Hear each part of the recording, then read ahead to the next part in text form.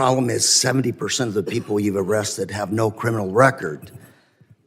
You're going after non-criminal immigrants, U.S. citizens, and permanent legal residents. Donna Hughes Brown, Irish citizen, green card holder, 48 years in the United States.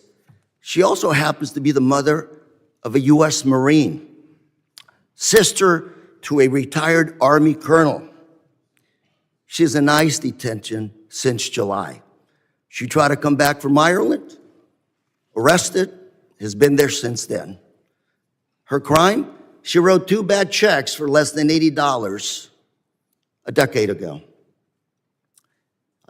You arrested her, she's in custody. Her husband, Jim Brown, came to us and told us her story. Jim told us, I voted for President Trump because he promised to go after criminals in our community and not people like my wife. What's up, Patriots? Welcome back to Right View Nation. Before we get into it, make sure you like this video, subscribe to the channel, share it with a friend who still believes borders matter, and comment below because I want to hear your take. Alright, today we're talking about a heated moment where Congressman Lou Correa goes after DHS Secretary Kristi Noem, rolling out emotional stories and video clips to paint ICE and border enforcement as some kind of villain operation. And listen, here's where I stand as a right-wing patriot. Gentleman from California, Mr. Correa, for 5 minutes of questions. Thank you, Mr. Chairman, and I agree with my colleague from Texas. It is a tale of two cities. Secretary Noem, Trump administration, you're going after the worst of the worst criminals, and we agree with you. The problem is 70% of the people you've arrested have no criminal record. You're going after non-criminal immigrants, U.S. citizens, and permanent legal residents. Donna Hughes Brown, Irish citizen, green card holder, 48 years in the United States. She also happens to be the mother of a U.S. Marine, sister to a retired Army colonel. She's in ICE detention since July. She tried to come back from Ireland, arrested, has been there since then. Her crime? She wrote 2 bad checks for less than $80 a decade ago. You arrested her, she's in custody. Her husband, Jim Brown, came to us and told us her story. Jim told us, I voted for President Trump because he promised to go after criminals in our community and not people like my wife. If I can, I'd like to play a video for you.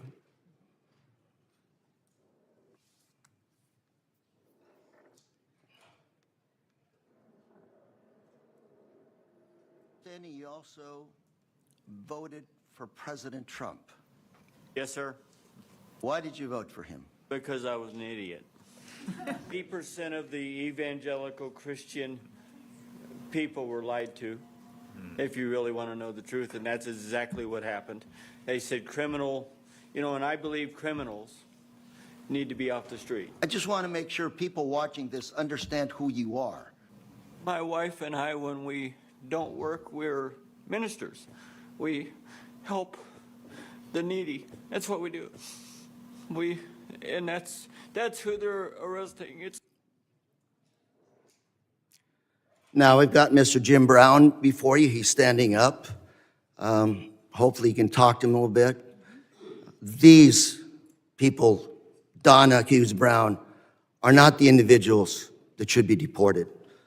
Another case, Narciso Barranco was beaten and arrested by masked agents while working as a landscaper. He's an undocumented immigrant, 30 years in this country, not a traffic ticket. Mr. Barranco is also the father of 3 U.S. Marines. 3 Marines. You want to make a movie of people like this. A man who comes to this country, instills patriotism in his kids. They swear an oath to serve and possibly give up their life for this country. We'll play a video on this as well, please.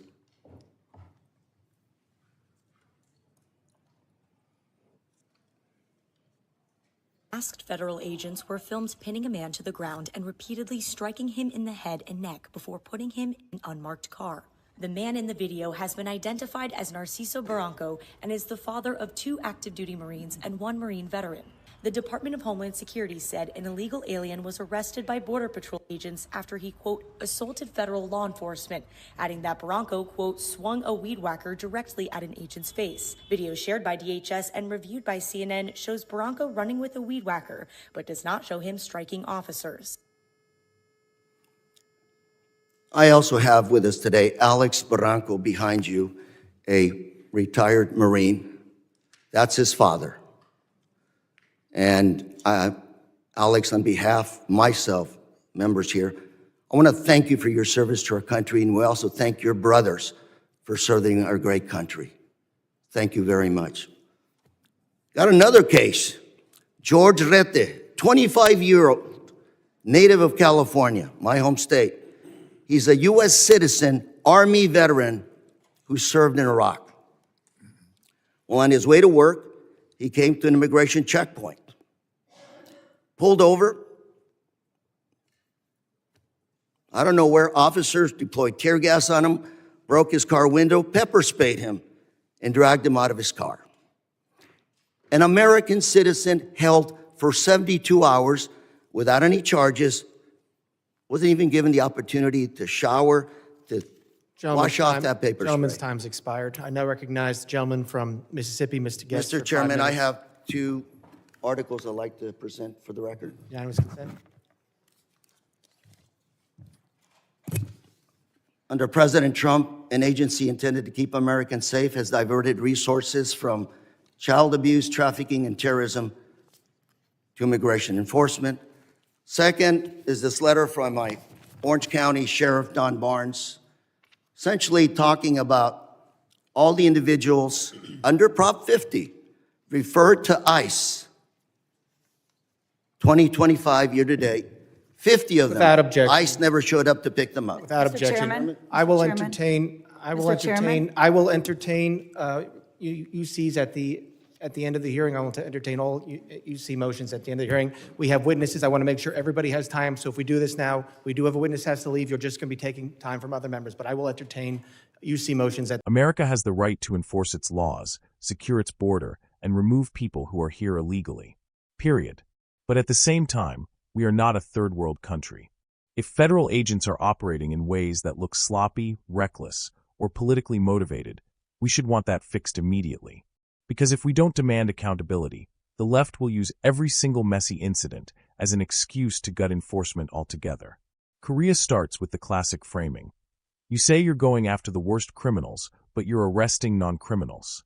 Then he drops a big claim, something like 70% have no criminal record. Now, I'm going to be blunt. Politicians love throwing out numbers like grenades. They count no criminal record and pretend that means no issues. But immigration enforcement isn't only about violent felons.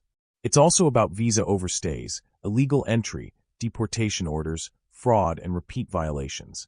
Those may not show up as criminal record the way people think. That said, here's the key: priorities matter.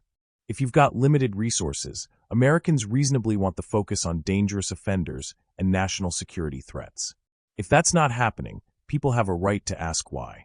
Korea's first story is about a green card holder detained after traveling. The claim: she's been in the U.S. decades, has family ties to the military, and the big crime was 2 bad checks under $80 from years ago. Okay, patriots, let's keep it real. A green card is a privilege, not a magic shield. Old offenses can still matter, especially if there were legal consequences, warrants, or immigration issues attached. But also common sense matters. If the facts are exactly as presented and there's no other context, then yes, that looks like a case where discretion should kick in. You don't build public trust by making grandma-level cases your headline while the cartels are laughing. And then we get the husband on video saying he voted for Trump because he was an idiot and that evangelicals were lied to. Let me address that nobody was lied to about borders. The country was invaded by illegal entry and chaos for years. The promise was enforcement. What voters want is smart enforcement: criminals, traffickers, gang members, repeat offenders, fraud. Not optics that hand propaganda wins to the open border crowd. Next is the landscaping incident, masked agents, alleged strikes, and a DHS claim that the individual swung a weed whacker at an agent. Korea says the video doesn't clearly show contact. Here's my take. If someone swings a tool at a federal agent, that's serious. Don't do it. Ever. That's how you escalate a situation instantly. But if the government says assault, then show the evidence clearly. Because here's the problem. When the public sees masked agents, unmarked vehicles, confusing footage, and conflicting statements, it doesn't build confidence. It builds suspicion. And I'm not saying that to help the left.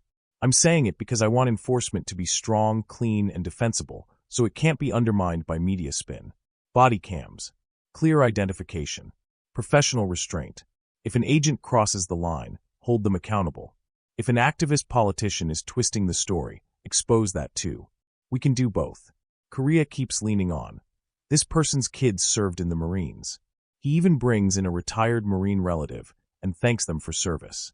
And I respect service, 100%. But patriots, let's be clear.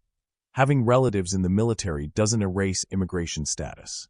Service is honorable, and it deserves respect, but the law still matters. However, it does raise a valid point. This is why our legal immigration system needs sanity. If someone's family is clearly integrated and contributing, there should be clear pathways, consistent standards, and transparency. Not political whiplash. Then Korea drops a third story. A U.S. citizen and Iraq veteran allegedly pulled over at a checkpoint, tear-gassed, pepper-sprayed, dragged out, and held for 72 hours without charges. If that's accurate, that is unacceptable. Full stop. Not partisan unacceptable.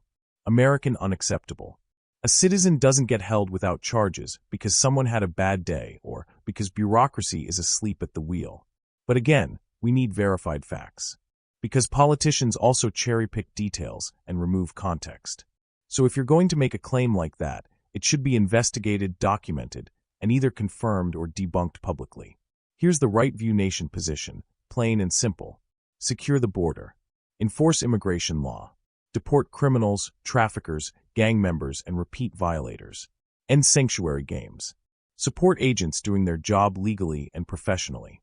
Demand transparency and accountability when force is used or when citizens are involved.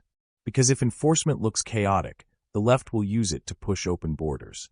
And if enforcement is weak, the cartels and illegal networks grow stronger. We need strength with discipline. Now I want to hear from you. Do you think this was legitimate oversight or political theater to smear border enforcement? Drop your thoughts in the comments. And don't forget, like the video, subscribe to Right View Nation, share this with a patriot who's tired of the spin, and comment because your voice matters here. See you in the next one.